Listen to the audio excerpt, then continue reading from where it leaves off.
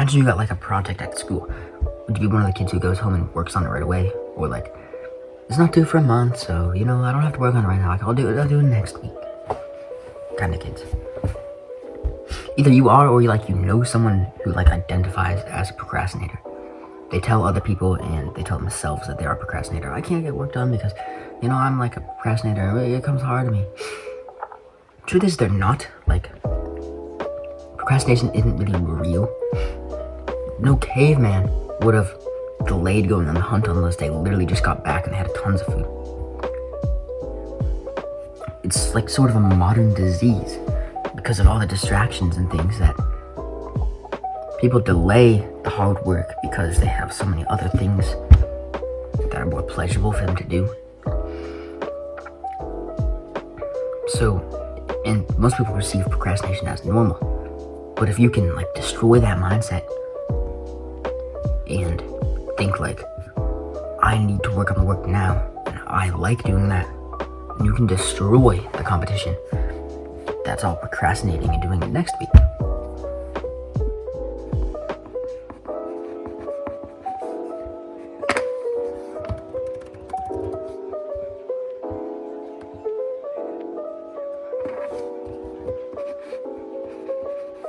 So as I said, procrastination is less real and more just in your head.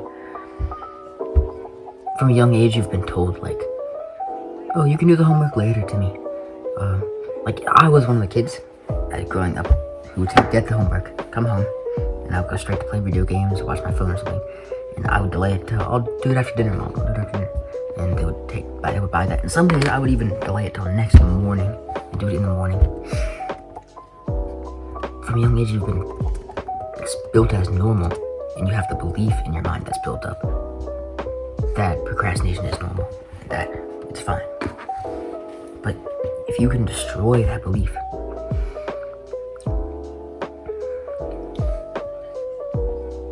because that belief doesn't serve you, you need to destroy that belief and then start implanting the new belief that you aren't a procrastinator, that you're the guy who gets the project at school, goes home and works on it that day. That when you have work that needs doing, you do the work. There's a whole article that's reading emails isn't doing the work. Pretending to learn how to do the work isn't doing the work. And there's all these different things of it's not doing the work. Reading this article is not doing the work. Watching this video is not doing the work.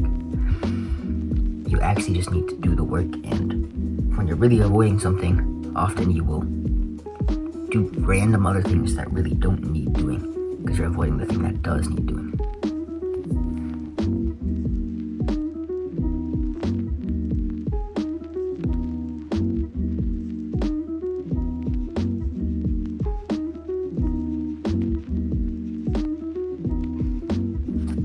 Another thing you can do is erasing your distractions. The whole reason why procrastination even exists is because nobody finds their work fun anymore. They have such bad experiences with work in their 9-to-5s and stuff. They hate even the idea of doing work. But if you can make work your work time, this is my work time, if you can make work something fun that you enjoy and are that you are proud of. I know there's the soft narrative of, oh, do what you love and blah, blah, blah, blah, blah. You need to do something that you enjoy so that you can keep doing it. That's the real narrative. It's not some fluffy regular narrative of oh, do what you love. But because sometimes you do need to kind of change what you love to get the benefits that you need. So you do what you enjoy and that you're proud of. Then the work becomes fun because you enjoy it and you are proud of what you're doing. I kind of am here. I'm proud of this, even though kids are gonna make fun of me for it at school tomorrow.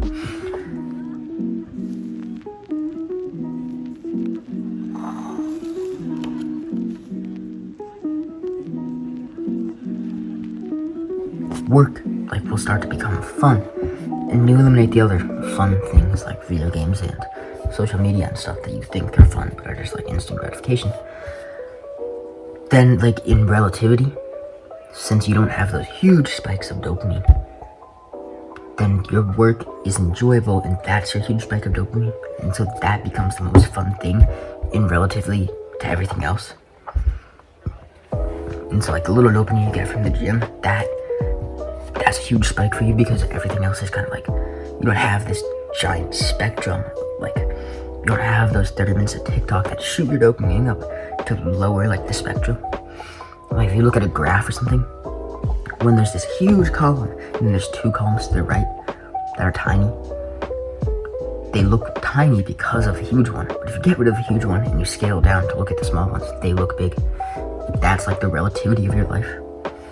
So then the work becomes fun when you don't have these other like pleasurable things, like ruining your graph and your perspective and your like relativity of the tasks. So when work's fun, you'll rather do it right now than later. You won't procrastinate.